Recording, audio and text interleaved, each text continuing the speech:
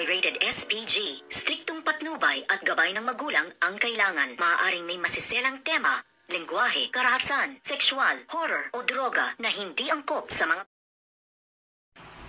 Good evening mga kachikas and welcome sa aking munting channel. Narito po ang ating dapat abangan dito nga sa prinsesa ng City Jail. Ano kaya ngayon ang magiging buhay nito ng ating bidang si Libby na ngayon nga ay sumama na siya sa pangangalaga nga o kustodiyan nito ngang siya Divina na ang buong akala ni Princess ay ito na yung magiging masaya at maginhawang buhay na kanya nga matatamasa dito nga sa piling nitong siya Divina.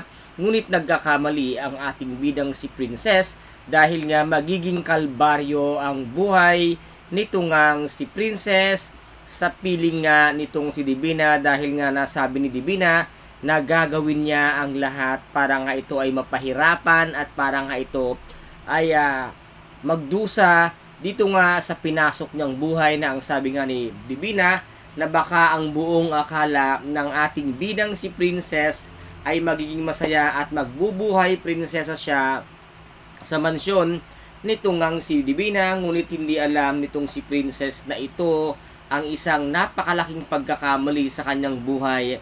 Ang desisyon niya na sumama siya dito nga kay Divina dahil nga daw sabi ni Divina kung gaano kahirap ang dinanas niya sa loob nga ng selda o kulungan nung siya nga ay pinakulong nito ngang si Divina at itong anak niyang si Libby ay mas magiging matindi ang kalbaryo ng kanyang buhay dito nga sa bahay nitong si Miss Divina. Kaya guys, ito po yung ating mas pinakaabangan kung ano ang magiging kahihinatnan ng buhay ni Princess dito nga kay Divina. Ano kaya ang gagawin din ni Savior once nga na malaman nila ang katotohanan, ang tunay na pagkatao at tunay na ugali nito ngang si Divina. Kaya guys, napakarami po nating dapat abangan dito nga sa prinsesa ng City Jail. Kung nagustuhan po ninyo ang aking videos for today, paki-subscribe na lamang po ng aking channel,